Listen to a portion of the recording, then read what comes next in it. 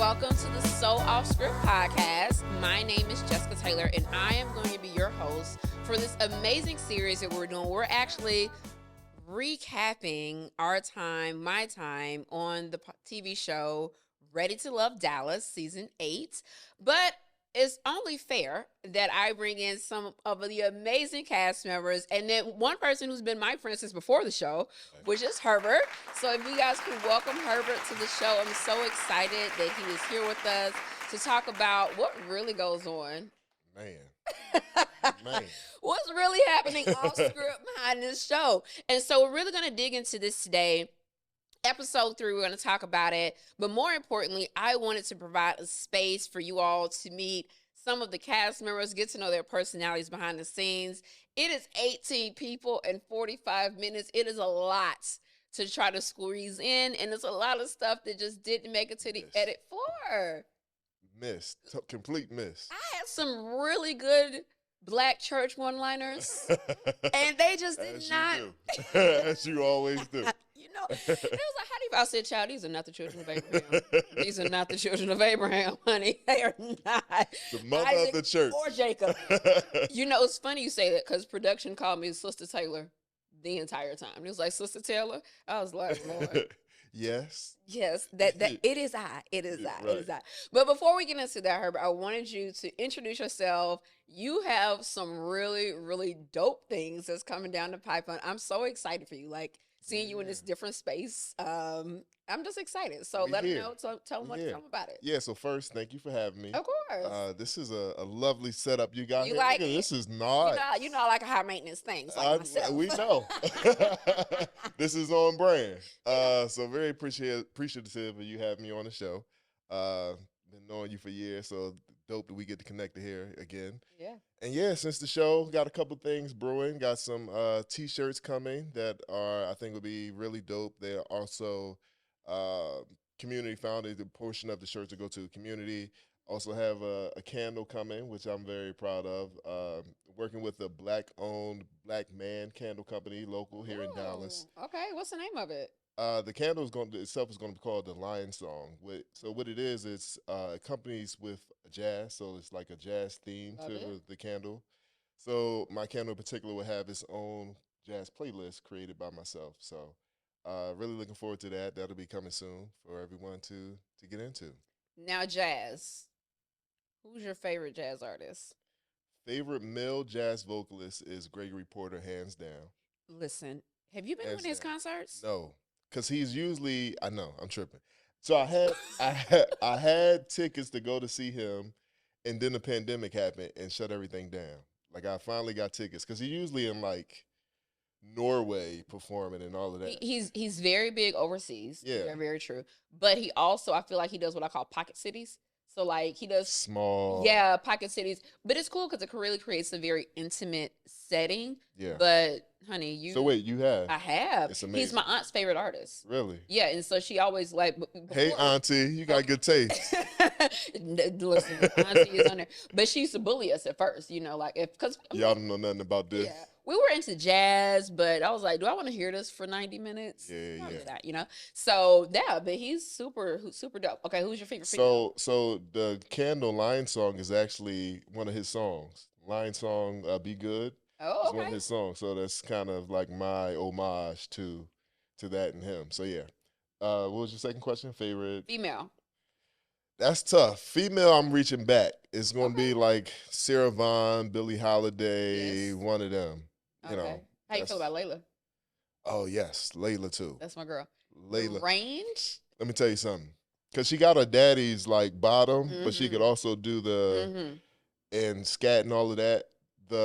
My favorite rendition of Angel is hers. Shut up. I'm sorry. Anita, it was great, but Layla took it. We all got our thing, though, right? we all kind of got our thing. Yeah. I like her a lot, and I also like Billie. And then there's this, I don't know if you would consider her jazz, but do you like Corinne Bailey Rae? Yes. I don't know if you would say she's complete jazz or she's in jazz. between. Yeah. But I think she is incredible. Dope, right? And it's just amazing too, like when you think about Black people and Black music, Black art, like the way in which we've been positioned we can literally do it all. Well, we start. Well, we created it all. Exactly. The history of music, particularly American music, is black music, from Negro spirituals to the blues to jazz to everything else that came from it. So it's us. Yeah. Also, I want to give honorable mention to Esperanza Spalding. Okay. Incredible. Yes. You know, she plays like In the Hair. Yes. If you're looking, I'll marry you. Off top. We ain't even got to talk about it. He's still ready for love. I'm still ready. Look, I get ready. Whatever I got going on, we can make it happen. Just put that out there. But you were talking about her instruments. Yeah, she plays like 6 or so many instruments. She's like a genius. She was like a savant. Yeah. So funny thing, you probably don't know this. Mm-hmm. I play instruments too. I don't know this. Yeah, and so one of the things I was like, oh, for this, I want to do something, you know, like in the string place, because I'm relearning the cello. Get out of here. I'm serious. I caught that. Yeah, I got seriously. I started. Where's the cello? Bring out a cello right now. I have the cello. Well, I mean, with these, you ain't playing too much, right? But no, I really want to relearn, because I feel like when you start things when you're younger, and when you kind of let them fall off, then you forget. You know, I used to be like almost fluent in Spanish, so I'm like, I really want to tap back into these things. So I bought a cello during the pandemic, and I was like, I'm gonna relearn this piece. Have you been? I have not been consistent. And the thing about the cello is to be honest, I was trying to do the online classes. It's kind of hard. Like, you need someone face to face with the placement of the fingers, the strings, the chord, everything else. But yeah, so hopefully, because I love Yo-Yo Ma. Yeah. He's my favorite. And so I was like, well, I got my cello. No little jazz. No little my music. cello gonna be Yo-Yo Ja. You know? Yo-Yo Ja, you know? So like, I'm gonna go cello out here. So yeah, I really wanted to get into that because, you know, I don't know if you saw the piece when Yo-Yo Ma did a piece with Condoleezza Rice. Yeah. Because, you know, she's a classically trained pianist. Yeah. And I also adore her. Okay. Condoleezza Rice, yeah. I say, what would Condi do? I don't care. I don't care. Yeah. I love her. So yeah, so I was like, okay, I want this piece, and I really want to tap into that too, because I really feel like it teaches you to think differently. Nice. You have a different level of patience, and you can really synthesize information in a way that most people probably won't be able to conceptualize, which that's real. I enjoy as well. So that's so cool. That's I didn't know you was deep into jazz. Yeah. So my plan is to learn to play something. Yeah. And I'm always saying, if I don't do it in the near future, definitely will as I get older, whatever, because it also helps your brain continue to learn and function, and you know what I mean? Yeah. So I don't grow old mentally and whatever, stagnant. So that's dope. Yeah. I'm coming to your first cello recital. My first recital. You know, and so I went to the Candlelight Show. Okay. Have you been to the ones here? No, not yet. Oh my God. You need to go to the Candlelight Show. They played WAP by Cardi B and Meg Thee Stallion. It was killer. And it was a black chick on cello who did the solos. Bananas. Like, it was bananas. I was like, I gotta check that. Oh yeah, this is it. So I gotta go to one of those. I'm so glad about this candle. When you said it's coming out soon. Coming soon. Song. Yeah. I'm excited. What are some of the notes? You know, we have coffee, so we're big on notes over here. So yeah. Our profiles. What's the notes in this candle? Tonka wood. Okay. Sandalwood. Tonka bean. Sorry, tonka bean, sandalwood. Uh-huh. Couple other things that I like fresh light scents. I'm not really big into too musk or anything like that. That's me. Yeah, I'm a oud, sandalwood, driftwood, musty. I love all of the things. I don't need all that extra. It's too much. I know. I was dating a guy like back in the day, and he got the privilege of visiting my home, because that is privilege. It is a privilege and an honor to be worshipped at your throne, right? But anyway, he came to in my house, and he was just looking around. He's like, "You sure you stay by yourself?" And I'm like, yeah. It was the wallflowers. I have all mahogany, teak wood, all that. And he's like, it smell like a man living here. I was like, no, I just kind of like. A lot of women love that. They love the smell of a man, and especially when they're single or living alone. I guess that gives them that masculine. I didn't care about that. I just like the way it smelled. Okay. Because I even like in my obsessive collection of perfume, I even have some men's colognes that I just love the way it smell. Like some of that Paco Rabanne, Million, and some Bonds they're for men, but they're great for females. So you know, I don't know. So we finna get into this episode. I feel like so far we've seen a little bit of you. I want to see more of you. And then I want more importantly people to see the Herbert that I know, like the clown. Because I have a good time. But we're going to have a good time. I was telling somebody that, and it was like, Herbert seems so reserved. I said, girl, don't let it fool you. do not let these cameras fool you. Herbert's a good time. And they were like, well, you seem reserved too. And I was like, I was telling somebody that because and I feel like they shoot you in a very conservative corporate type of window box. And I'm like, yo, just fun as hell. Like, catch her after 5 and like we out kicking it and funny.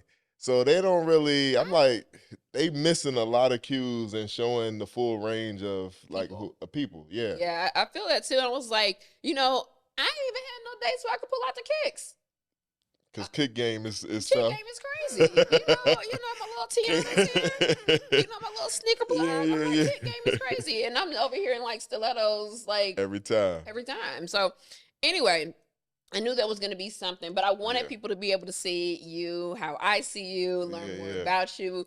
Twitter is going bananas about the man with the locks who was talking from sun up to sundown in episode 1. So we're going to get into it. Let me get my little cue cards and see where we at now. Okay.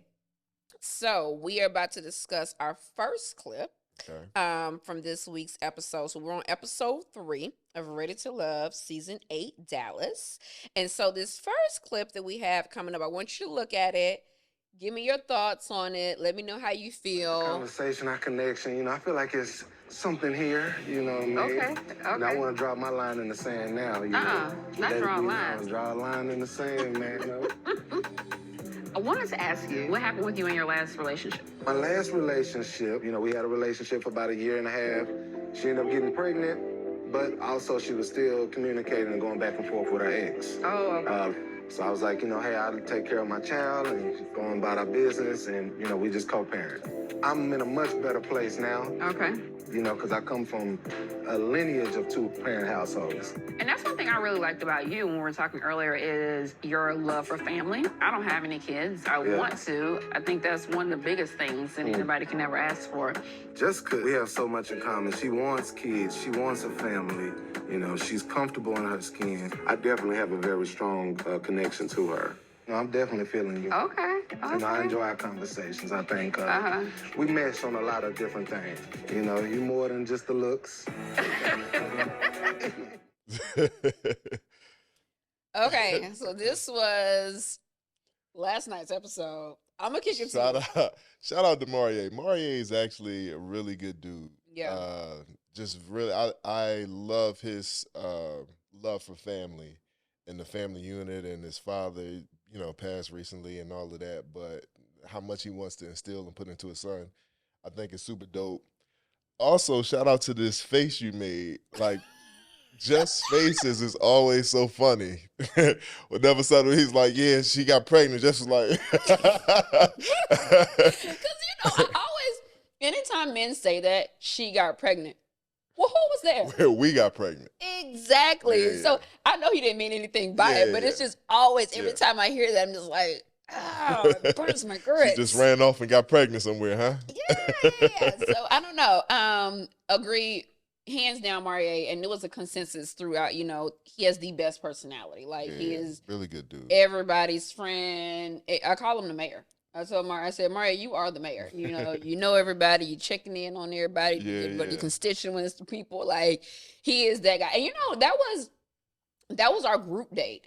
And so y'all broke off. Yeah, we broke off when we did a group date, and I really appreciate it because at that time, before, I had just been like bumping into him in passing. Oh, that's your first like real conversation? Yeah, well, outside of the mixer, which they didn't show. Yeah. But yeah, so that was probably like our first real conversation, like outside of mixer. So it was in the phone. We talked on the phone, right?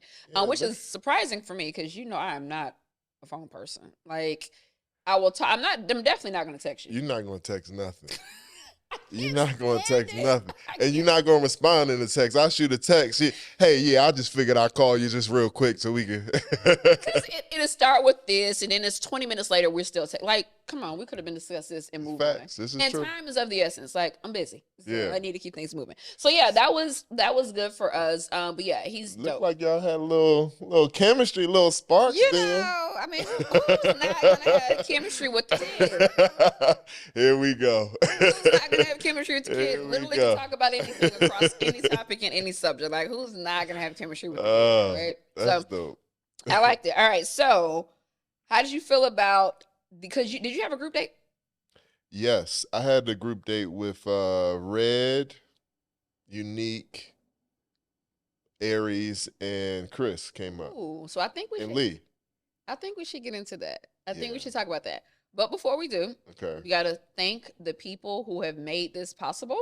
So we definitely have to thank all of our sponsors, and we really appreciate you guys sponsoring this episode of the So Off Script podcast. We also definitely want to shout out DCH, Dallas City Homes, for also sponsoring and participating in this journey with us. We're so excited and so thankful that you all are pushing and pouring into us as we're allowing individuals to come in and share their experiences and also talk about some amazing things within the community. So we will be back after this really quick commercial break.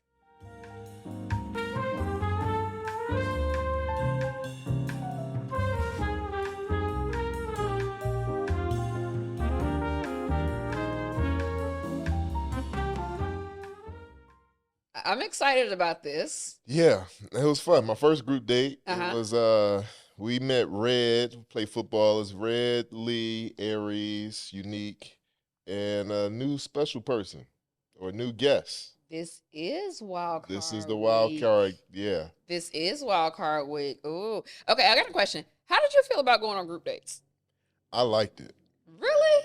Oh, yeah. Because in the beginning, we don't really know one another, and you want to talk to multiple people. It gives you the opportunity to do that, see how they interact with other people. I'm weird like that. I watch how people interact with everybody else. So, yeah. I'm very social, too. I'm an extrovert, so. And you know I'm like, Yeah, no, you not. You not. oh my God. I didn't mind the group dates, but I was like, how many more people wanna go? You know, like they weren't bad at all because I've never done them before either, right? Yeah. So especially in the space of new people getting to know, which is great because you don't have to stay there the entire time talking to somebody you don't want to. Right.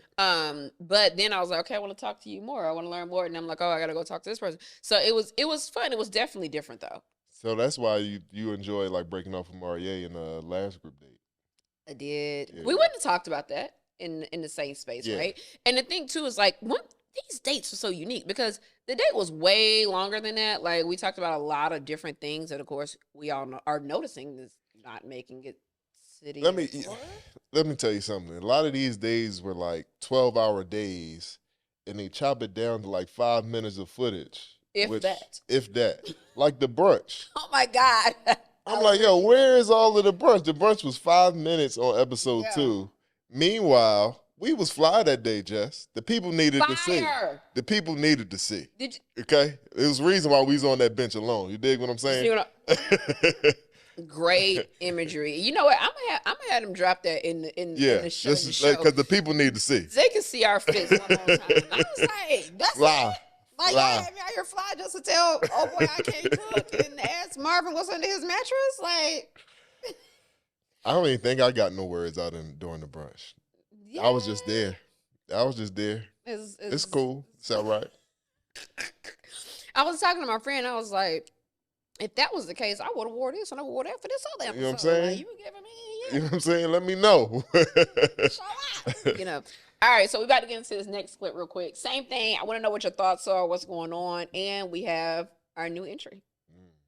I don't know too much about Herbert, but he just seems like such a sweet guy. So what has been your struggle in like dating? Like, how are you single? I'm not single. I think my friends would say I'm selective. But I think sometimes when you are light and you have healing energy and you're nurturing, that you have to be careful about. Yeah, that, especially people who will be attracted to someone they feel like can nurture or restore them. Mm-hmm. Lee is cool and more than one may think or meets the eye, so it was refreshing, and I think there is more of a interest there and the chemistry there that at least I didn't know before. I feel like I'm really a gift to whoever I end up with. Long and that's blocks. because We getting Stella got her groove back. Blocks.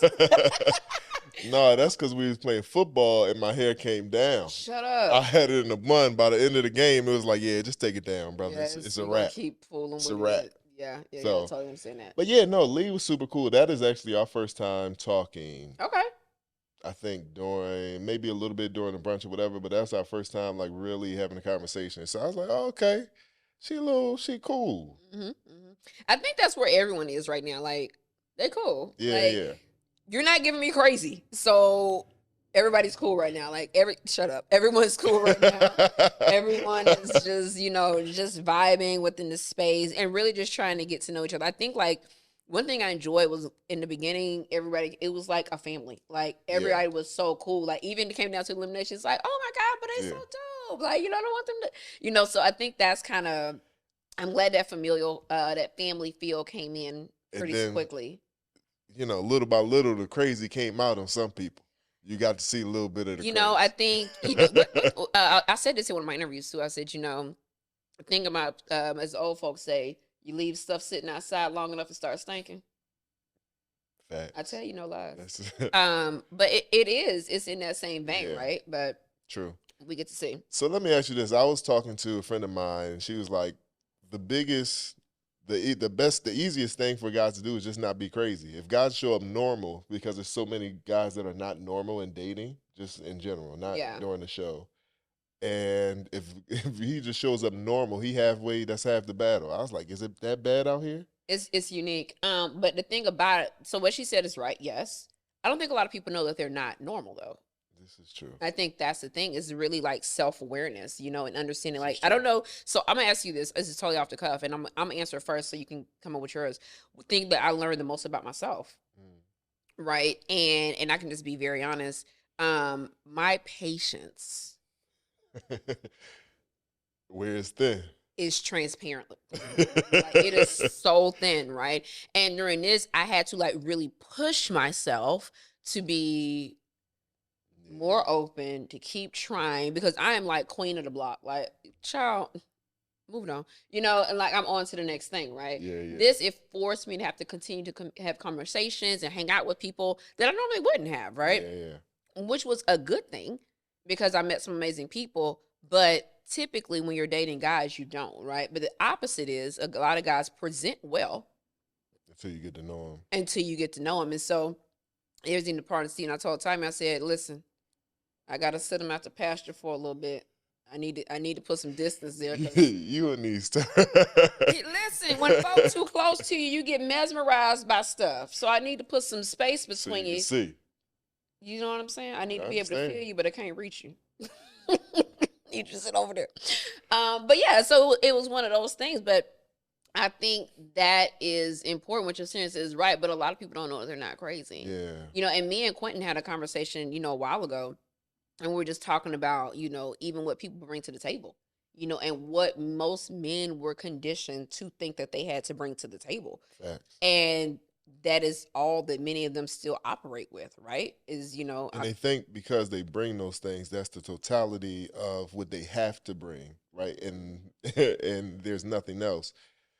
So to your point, I often love having conversations about what men provide in a relationship, right? Yeah. To your point, we're taught security means financial security. I pay, roof over head, all of that, and physical security. There's an actual threat. I beat up or kill the threat. Right. We're never taught about emotional security, which I think is the biggest part of it all. Not even just security, emotional safety. I have to feel safe with you in order to get to that level of security where I can communicate with you. We're never even taught what that means. Like, even as young boys, we're like, you fall, scrape your knee, get up, walk it off, right? Yeah. So it's never even a taught ownership of our own feelings and emotions.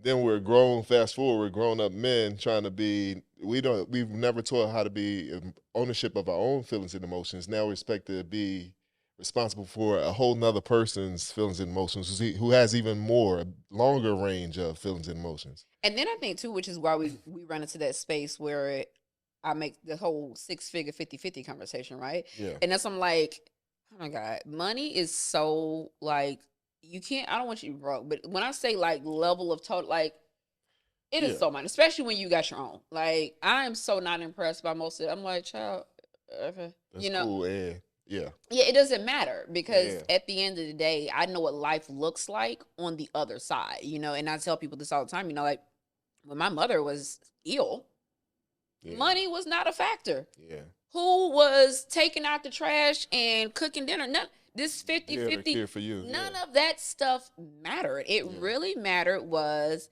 in this moment, does this person that you've committed your life to, can they speak for you when you cannot speak for yourself? Yeah. And can they speak for what you will want in the best interest of you? Or None of even that comes care down for you, to- right? Exactly. Like even show up and care for you without words, right? And be with you in a space that's confident and reassuring. Because when people get sick, it's different. Like, I gotta love you in a different space because this is no longer 50-50. Heck, That's 100. It's 150 on you, that person, because that person that's down right there, they don't have it. They don't have to give. So you got to make up for that lack. And how long can you do that? A lot of people say, oh, I can do it.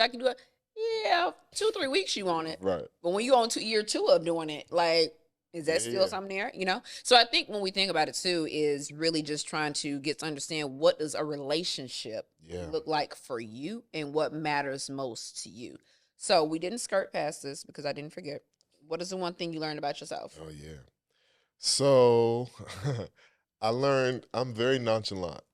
Like I'm like it is what it is. Yeah. I see you when I see you type of which is not good. I shouldn't be that way. And I learned in this process, I kind of similar to you, I couldn't be that way, right? Like it forced me to be more proactive and very, hey, what you doing? Checking up on you. How was your day? What you got going on today? Let's talk. How you feeling and all of that, right?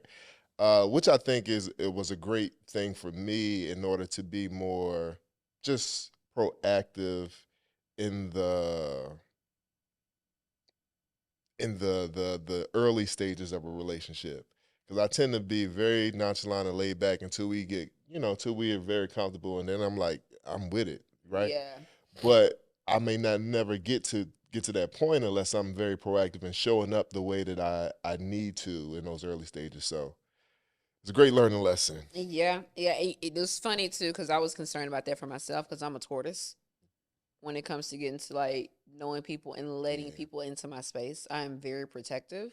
Yeah. And some people may read it as standoffish. Don't be nodding that hard now. I have something to lose, and so you just got to be careful as to who you're allowing into your space, right? And so I'm just kind of like, we'll see if you continuously show up. Go ahead. So what are you taking? Are you going to take these things with you, or are you going to resort back to what you were previous to this? No, I actually feel like I know that I'm taking some of these with me, right? Like my level of patience, instead of walking away from things, I'm like, okay, what's really bothering What would I do in the process? No, like, nobody, not even that, but what's really bothering you? That's real. You know what I'm saying? Because and I have to understand within this process is everyone doesn't think like you. Everyone doesn't even have the same level of intellect, So you're also going to have to kind of move around. My circle is surrounded around different people, right? And so I'm comfortable there. I talk with them there. We talk all the time. Our space is great. Yeah. Where here I had to kind of come in and come out, right? And so for me, it was really like a balance of, showing up and not overshadowing. Yeah. If that makes any sense. For sure. So, yeah. What about you? Yeah, I'm for sure taking the lessons with me. And I think it's easy to just say that, right? And I think our natural proclivities of how we show up in relationships are automatically going to be our default. So it's had to be an intentional thing for me. Like, okay, I'm gonna really have to. You can't just be cool and nonchalant with this. You really got to go after it, and So I got a question for you. Mm-hmm. So we noticed my little cue cards. So we noticed that the ladies pegged you as a tranquil nurturer, who often has to protect his energy. Has this experience required you to protect yourself more? Oh man, that is a question. It is. Yes. Because I think, and that's probably from a conversation with Lee, I think. It is.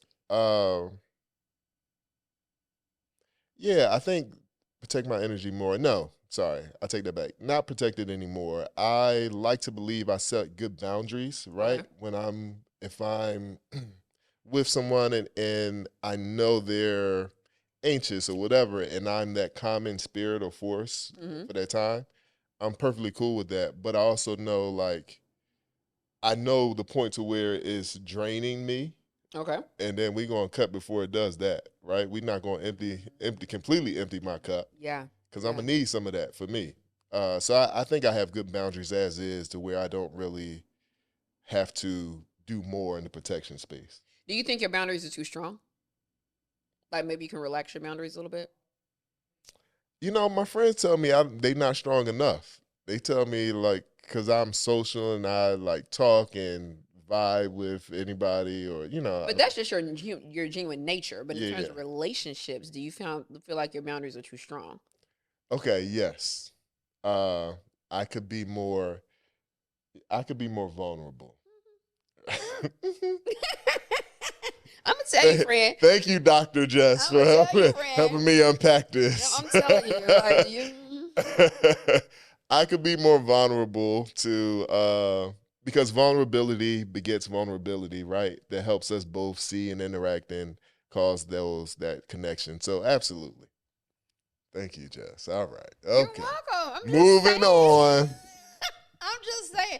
No, seriously, because you got to think about it, right? Yeah. And I think too, in the spaces in which we've been and worked, when you're in those settings, you are kind of guarded. You're straight laced, sure. You know? And I think even here, you can tell they work corporate, they've been corporate, they definitely entrepreneur, they definitely out here. You can see the difference in even how they show up. True. And I was saying it too. I was like, I don't want this face because that's not me all the time. Like, I'm a good time and I'm doggone funny, you know, like not doggone funny. I'm you know, I got great jokes to have a good time. But at the same time too, you have to be able to connect with people in those spaces where you feel like you can like be that, you know? And so that level of vulnerability when people, you know, when the ladies are talking, I'm like, he's not really like that. Like, that's not really how Herbert is. But I think it's a level of vulnerability. So this is true. Okay. Now that we've cracked that nerd, that'll be $19.99 for your therapy session. I ain't even get to lay down on the couch. No, this chair is good enough for you. This is gonna be okay. But we're gonna go to a quick commercial break, and when we come back, we're gonna read some tweets, and I want to get your initial reaction to some of these tweets that I pulled from Twitter over these past episode, and maybe I have like one or two from the previous one, but we're gonna read some tweets, get into those, see how you feeling about them, and then of course we have a little bit more conversation there. Okay. So as we get ready to head this commercial break, we want to thank our sponsors, Ezra Coffee, who is sponsoring this episode with us today. Damn good coffee.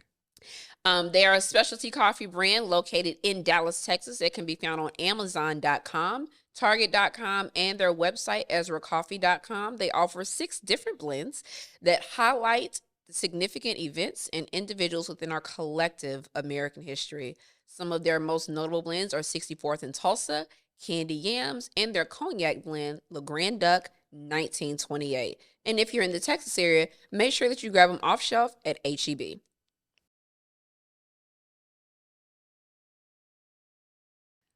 All right, and so we are back from our quick commercial break. Thank you guys for tuning in to the So Off Script podcast. My name is Jessica Taylor, your host, and this podcast discusses the reality TV show Ready to Love while also putting a deep focus on things that are happening within Black culture, within our community, and also providing individuals with ways to share and express their thoughts as we can continue to uplift and support those within the space. We have with us today Herbert, who is a cast member of Ready to Love Dallas Season 8. Thank you again for being with us today. Absolutely. Yeah. All right. So Like I told you, it's always good to hear what the listeners have to say and the viewers about our guests. So we are going to dive right in, and I pulled some tweets. All right. And so I'm going to read these tweets. Miss Fahrenheit says, yes, Hebert has BDE and acrobatic energy. Hey, Miss Fahrenheit, you better let them know, huh? You better let them know, okay? Fahrenheit says you have BDE and acrobatic energy. That's a woman that knows truth. Okay? Oh, Father. She knows what she's talking about. Sweet baby Jesus in a manger. Okay. Our next one is from Gigi. She said Hebert does not give ladies man energy at all. Thank you, Gigi. Thank you. I'm a nice, wholesome young man. You know what though? I think that's on me because I mentioned It that. is on you. Yeah. Now, so, because when I saw it, I forgot it came from you. Yeah. And when I saw it, episode 2, I was like, that was justice. It be your own people. It be your own people. Listen, I said it to you and you only, right? But yeah, it's like, Herbert's a ladies' man. But because listen, Hebert, I've known you all this time and I've never known you'd have a girlfriend.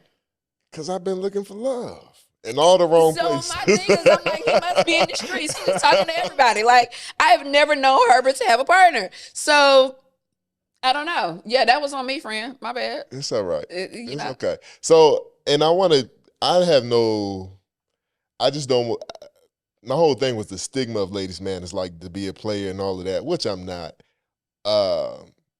I have been dating for some time looking for love, but I just don't want that stigma to be associated with me because I was raised by women. I have a great appreciation for women, right? Yeah. I would never do anything that plays with their emotions and all of that like that. And that's what I usually think about with. Oh, okay. I can see where you see that. Yeah. I can see where you see that. No, I didn't think about it that way. Yeah. I mean, but that's the importance of conversation. Right. Right? I didn't think about it that way. No, that's definitely not what I thought or anything. I just was like, you timed down, girl. You did it. Like, because I think too, when you're in this space, you just have to be, like you mentioned in the earlier conversation, you have to be selective about, who you're spending your time with and what you're going to, because it's not just a relationship, in this whole era of mental health, I think we're leaning more into understanding trauma. I think growing up, it was just find somebody you like, y'all fall in love, y'all get married, and when bad times happen, y'all just work it out. Not even a conversation around mental health, not even a conversation around trauma or, bringing those things into your relationship or anything like that. So I think that as a people, we need to be a little bit more conscious of those things. And I think that we are, because that was never something I thought about. Like my views on husbands and what they should have completely different than what initially I used to think. And I'm very happy that is a thing now, because I think we're going to be one of the first generations that are healed or at least working on healing, right? Like if you, generations before us, they were together forever, but some of them weren't happy or deal with a lot of toxicity in their relationships.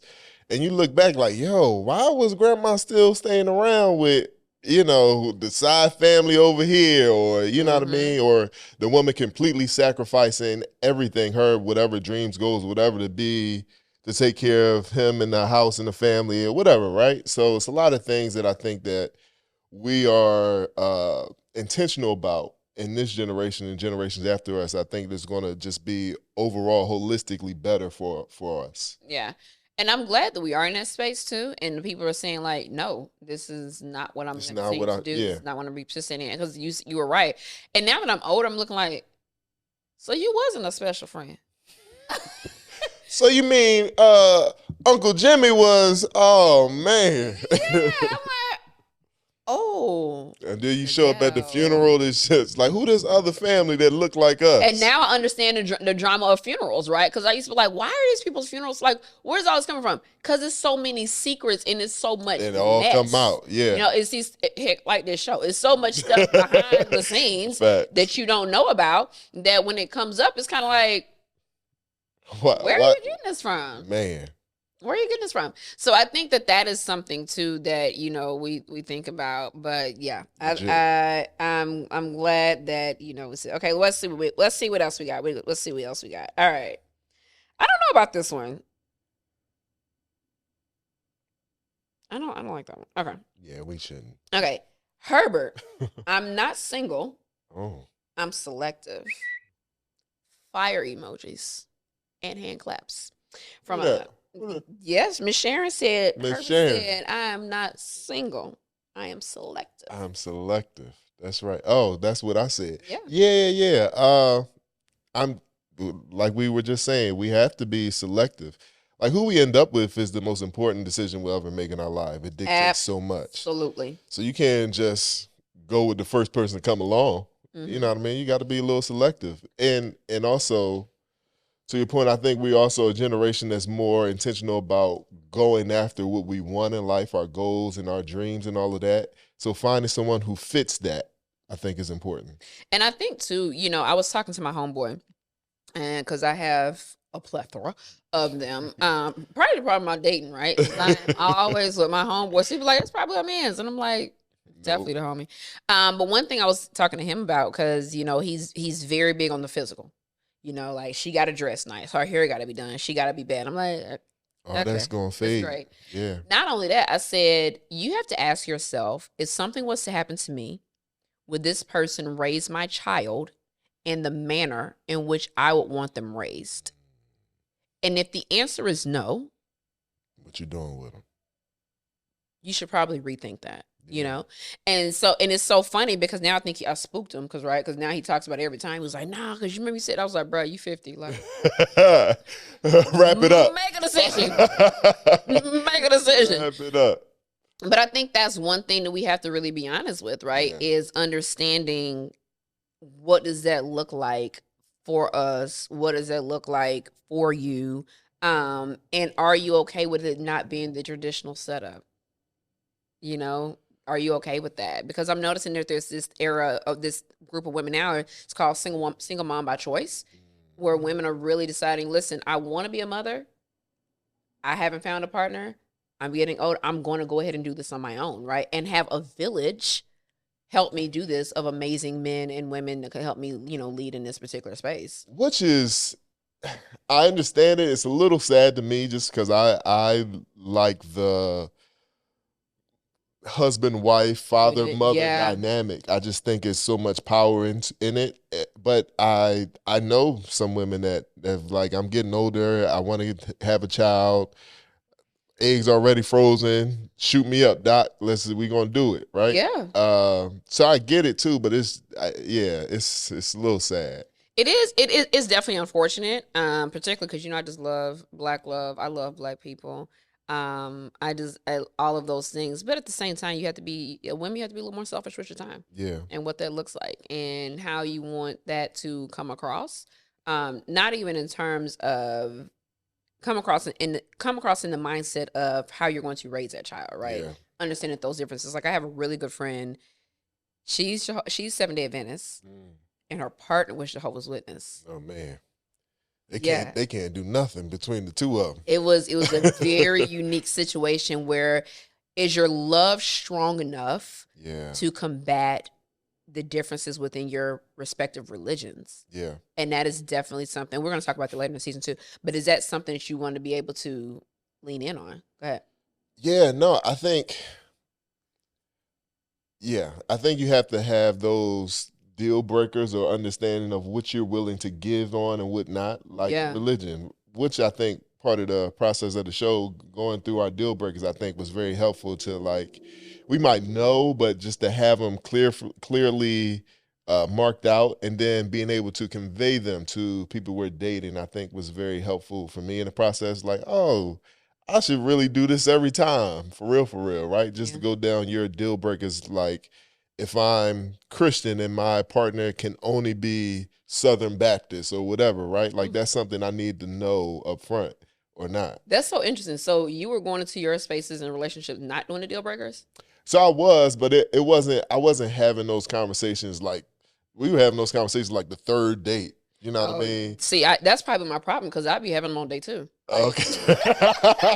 That's probably my problem as to why I had to do this process, because I'm like, oh, nope. You walk in, okay, brother, what is your background, religious Let's get to it. beliefs? Because I'm like, I need to know that when we go down before the Father, we talking to the same person. So if you burn the incense and chanting and walking around with bowls and stuff, we got a whole different. It's the truth. I mean, listen. Which that's funny later on in the season, but it definitely gets there. So y'all stay tuned in for that. It is definitely. Oh my God, I forgot all about that. It's definitely a topic. So we are getting ready to do another fun thing. You know, I love fun things, right? Like, every time you say that, I get nervous. Like, what's the fun thing? No, I feel like we have another fun thing, but I think we have one more clip. So we have another clip that we're going to tune into. And this clip is the guys' lounge. So we're going to sit here because I see y'all in these lounges. Y'all having a time. We be having a ball. Y'all ain't focused. So we're about to lead us in the lounge. Jessica, because it's natural with her, and it almost feels like I've known her for a long time. That's how comfortable the conversations are. Like, nothing's off limits with us, and I like that. Gotcha. Herbert. Yeah. I was surprised by Lee. We just had really good rapport, really good chemistry. I enjoy her intellect. The conversation flows. Okay. Okay. Y'all funny for that. Yo, the editing. The editing has been unique. Like, the editing has definitely been some, and you know what I will say is fair. Yeah. In most part, you know, but I'm like, come on now. Yeah. Y'all know what up. Yeah. All right, so let's talk about it. Yeah. So Lee was a surprise for me, like I mentioned earlier. I think at this point, I can't remember if they showed the rest. Janelle was still like one of my tops. My top. Yeah, she was. I saw that on Twitter. I was going to bring them up. I was like, oh, that was 2 episodes ago. But yeah, I saw that. Yeah, she was my top. So yeah, but also being open to the process to figure out who else you might have connection with and all of that.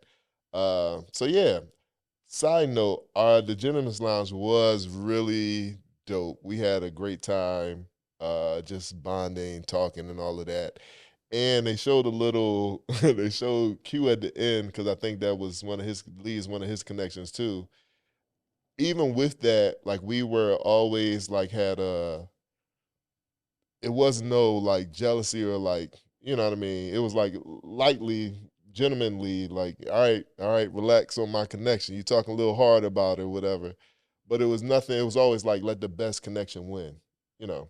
So I think we would. And I think it took time for people to get to that space, because it's not always a competitive. You're on national TV. Like, you ain't gonna diss me on national TV. You ain't gonna say you ain't like me. My grandmother watching this, okay? You ain't gonna say you ain't like me. So I think that was some of it. For sure. Some of it that was on there as well too. All right. So we also have another clip. Oh. Because this is Wild Card Week. Oh. And this is Tommy's Wild Card Curveball, so we're going to run this one real quick, too. I don't know if you were here for this date, but it is definitely intro. Okay. Make a move that's going. Hey guys, how are y'all doing? Hey, how you doing? I see a new face. I'm like, oh, now things are shaking up. Good. I'm enjoying the party. You are too beautiful. Tommy throwing curveballs, and I'm kind of like, oh, okay. One more time, you said Katarina. Katarina. Okay. I'm just Kat. I'm a wild card. I'm so jealous you guys all know each other already. Oh, goodness. It was a little shaky with the women. I got a lot of the Hey, girl. Hi, welcome. Join us. And I'm not quite sure which hey girls are genuine, which hey girls are like, hey, girl, what are you doing here? So that was a group date. It was myself, Phil, Marvin, Kat, Kira, and Marie. Yeah. Yeah, Marie. Go ahead. So I heard about this date. So when Kat showed up, she made a splash, and everybody came back in the lounge like, yeah, we got the new girl, Kat. She about 5'11", or somebody's like, she about 7 foot. No, she's not. She not. But I was excited when they came. I was like, oh, word? Word? We got a tall one? Yeah. Exactly what I wanted. And it's so funny because when I was doing our interviews, of course, for all of that, where I was sitting at, I kept seeing this person like lingering. You know, you just like observing your surroundings. I'm like, what is going on? And then she started walking. She's getting closer and closer, and I'm just like, And then it finally clicked. I was like, Wild card. oh, Yeah, it's yeah. the wild card, right? Yeah. So she came in and she was like, my name is Katarina Cat. And I was like, okay, What's Katarina my Cat. Because I'm, I used to be a teacher. I didn't know. Yeah, I used to be a teacher in inner city in Cincinnati Public and then also Charlotte Mecklenburg. Okay. And so I am very particular on names, yeah. especially saying people's names correctly. Yeah, And so I always want to be very clear on what is your name and how do you want me to address you, you know? Because my name is Jessica, but like if we're not cool, don't call me Jess. Like it's Jessica. And I will correct you. It is Jessica. And so when she comes in, she's like, I'm Katarina. I was like, okay, cool. But then she said Cat right after. I was like, okay, that's what I said. Which one you want? Katarina Cat. She's like, Cat. I was like, cool, got you. You know, and I really think too within that, I knew it was a while back. I just didn't put 2 and 2 together what's happening then. Yeah. No, but I thought she's the same thing. I put in the girls group chat. I was like, we have a new wild card. She has dope energy, but she is tall. That was the first thing I said. So how did were She is y'all tall. like welcoming of her off the bat and all of that, like coming in? I felt so, right? Like I didn't feel I'll speak for me. I felt so. What reason do I have to not be? You know, like it just didn't make sense to me. Yeah. I understand it's like they like to cut it, but a lot we're talking about so many different things in. I would like to believe that a lot of that wasn't even for her because it doesn't even fit, like even the thing, you know. But I would like to believe that we're welcoming. You know, we had a group chat, joined, you know, quickly there and there. But I will say I am slow to, you know, But jump in. that's just you with anybody. Exactly. Yeah. And I'm glad you know that. You know, I think some people think if it's people don't know that about you, they might misperceive it as something else. Yeah, I'm like that with everybody. Like it's gonna take me some time before I be like, oh, okay, cool. Yeah. You know, like I'll speak hey and I'm gonna keep it And pushing. then one day you just show up with jokes. They be like, "Oh, okay, so I guess we cool now." Exactly. You know what? That's true. Maybe one day you just be like, "Yeah, you just shooting the shit now." I'm like, "Oh, okay, so we I passed the test." You know, maybe I should do a better job of a lead-in. I don't know. You know, but I don't, and I know that, and I was even talking on the show. I talk about that too. Is that level of guardedness, you know, and being able to really kind of work through that and kind of know when to turn it on and turn it off. Yeah. Because I think sometimes because it's always, you know, people just, but it's really like, let me just create some space, you know. Yeah. And I think because I feel like people who genuinely want to, they'll push. Yeah. You know, and for the other ones, they're like, nah, she ain't on no mess. Let me stay over here. Perfect. I'm glad you caught on. So yeah, but no, it was cool. She had came in, she had on a jacket, you know, I'm a fur god, you know, so I'm like, yeah. We could be friends.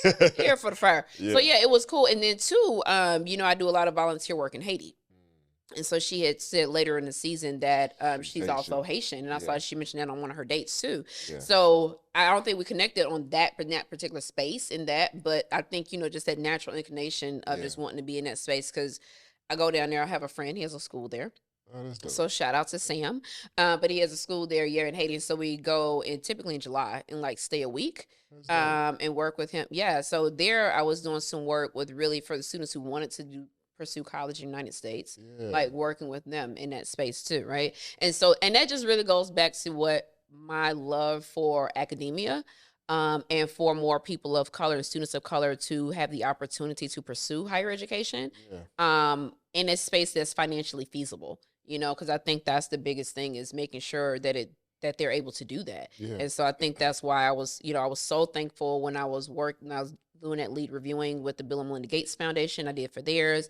I did UNCF, Thurgood. I've done, if it's a scholarship, Rainbow Push. Yeah. 9 times out of 10, my hand's been on it if it's one of the big black ones, right? And so I'm really, even with Ezra, my coffee brand, we have a scholarship that we give out every year, you know, because we really want to bring more people of color, students of color, through the process where they're focused on their degree and not debt. And so that's something else I really wanted to do. So I thought that was a cool little tie-in that she had that there. That's amazing. Yeah. Given in a country that I spent a lot of time in, right? Yeah. Side note, clear them student debts, Biden. Just wipe them clean. We have another quick commercial break because listen, we need to pay these bills. Hey, get it. So we have a quick commercial break and we'll be right back. All right.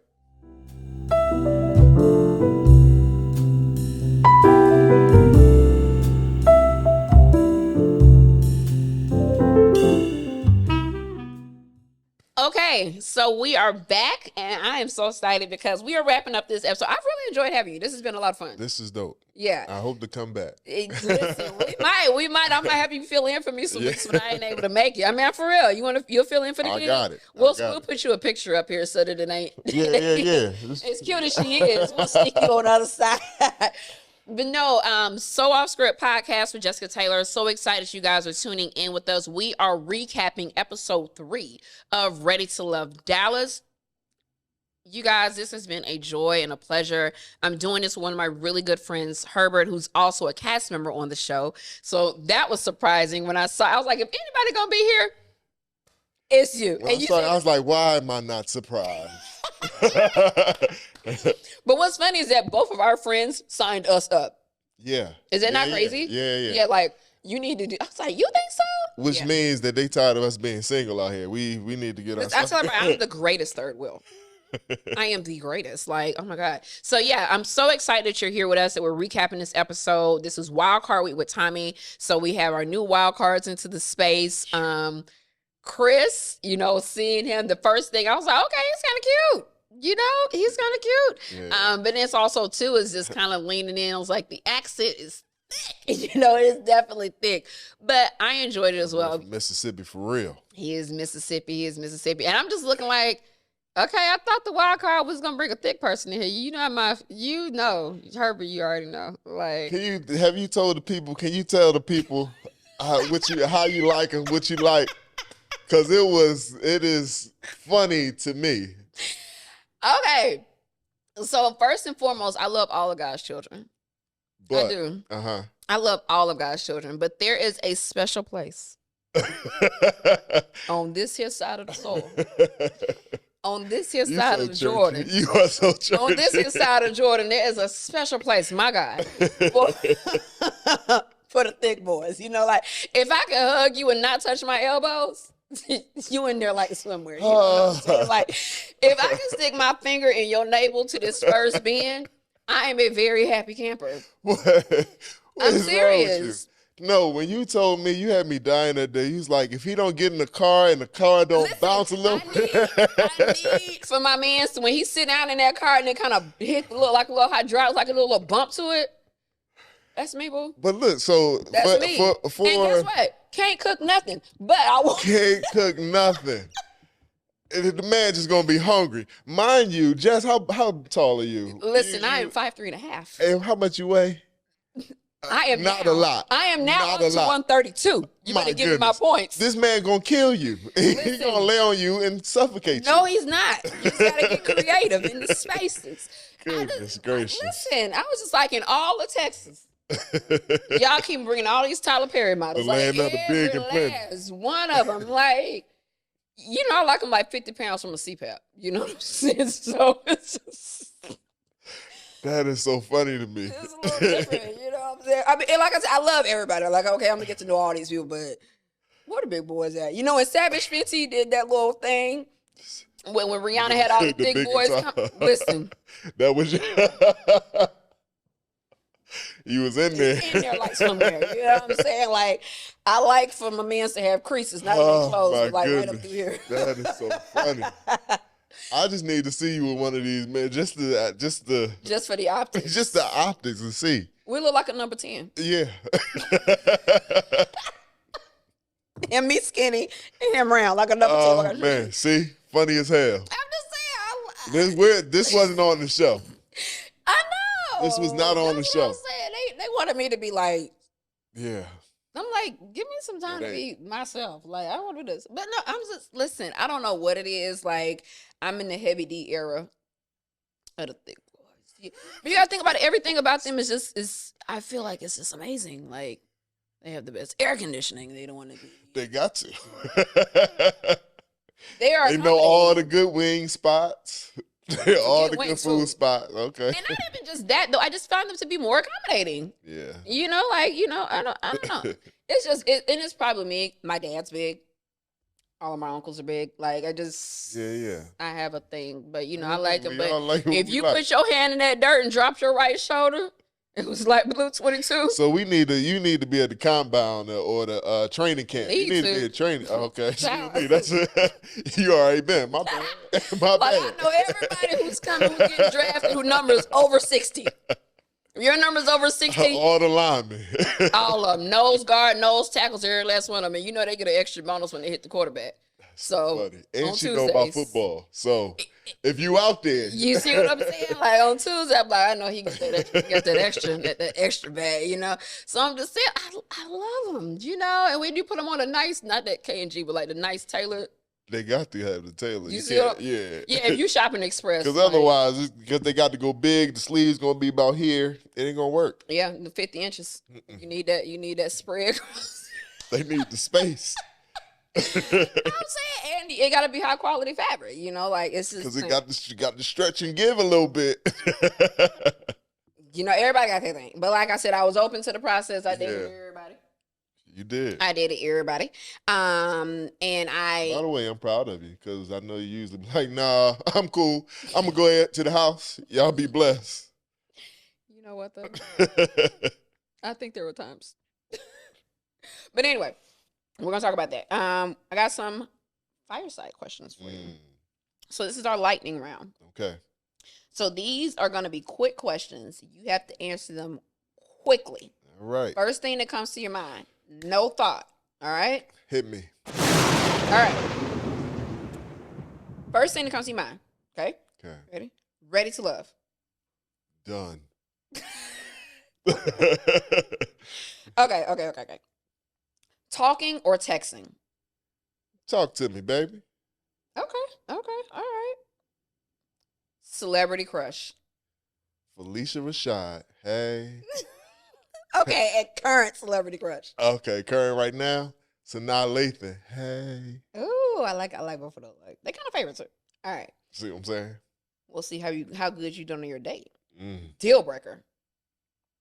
Love God. What is that? My deal breaker? Yeah. What is one of your deal breakers?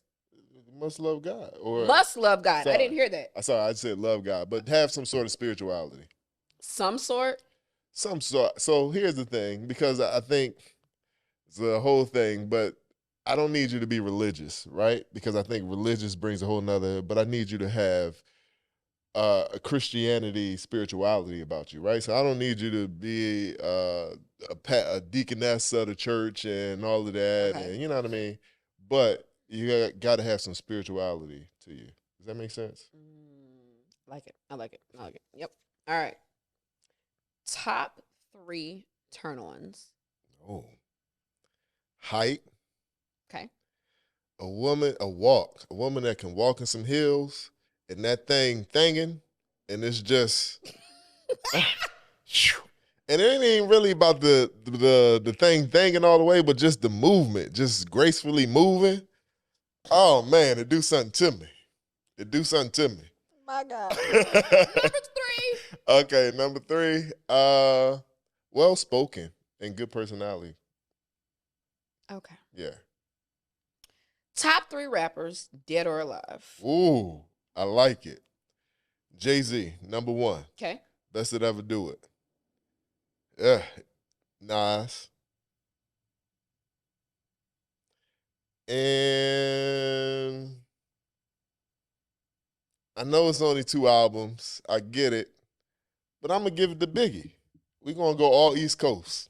Not East Coast. You went all New York. But they're your top 3.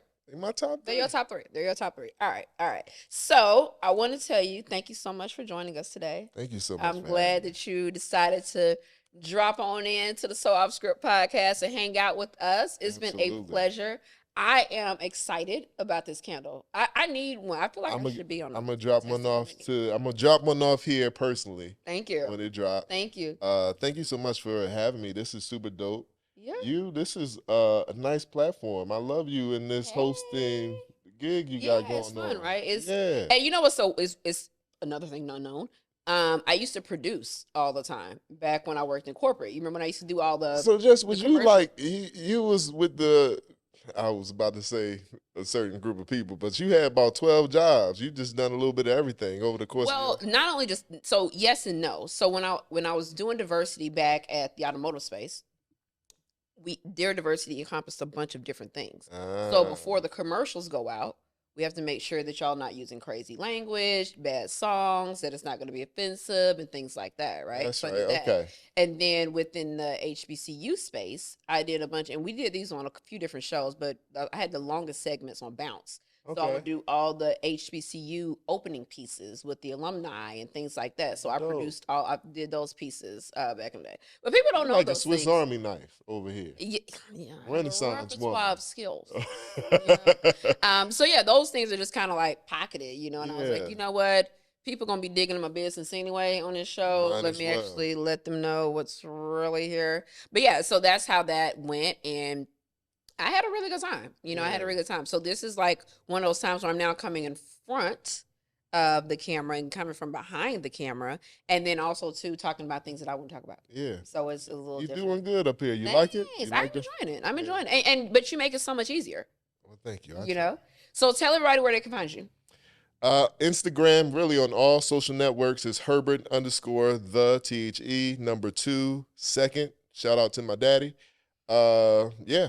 And that's it for now. Now, are you going to open the platform so that people can actually follow you? Or are you still screening people? Because it's open. The gates are open. The doors of the church are open. Come if you will. Okay. And I know that you are also wanting to drop a new podcast as well. So working on a podcast with some of the fellas from the show. So that is coming soon.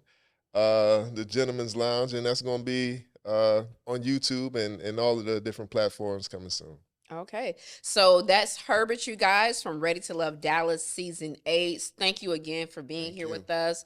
I'm Jessica, and I am your host for the So Off Script podcast, Ready to Love Dallas as well, amongst a plethora of other amazing things, such as being the owner and CEO of Ezra Coffee. So make sure that you check us out.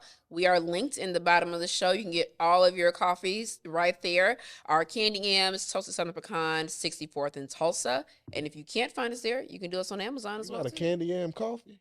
You know I do. And guess what? The back of this Candy Yam coffee talks about how the yam came from West Africa. That's right. To Tuskegee, Alabama. That's and how Dr. George Washington Carver used it for over 500 different uses. On. Including electricity. And the stickiness on the back of your envelope. Oh. So we tell that story within that space too. I really wanted the brand to be, when you're drinking coffee, like when people drinking, even just like Frank Lucas, he's reading newspaper, right? You're drinking it and you're learning something about yourself. You're educating yourself. You're taking something back. I wanted it to be the same thing here. Can I also say the coffee's super dope, but also super black and educational, because clearly you're an educator at heart as well. Yeah. Even the, what is it, 64th in Tulsa. 64th in Tulsa is a shout out to Black Wall Street. And the civil rights signing of 1964 by Lyndon B. Johnson. Yep. See what I'm saying? So like it's a messaging and the names and all of that. I think it's super dope coffee. Get some coffee. Thank you. Well, I think that concludes. Did you have anything else you want to leave for the people? All hearts and minds are clear. Listen, we thank you again so much for coming. I appreciate you. I think I tell you that all the time. You're such a dope person, great friend, man of God. Which is what I most appreciate. And definitely an advocate within the space of community too, with the amazing work that I don't think we talked about it. Like how we initially connected was when you were with the Urban League. Yeah. The work you were doing with the Urban League. So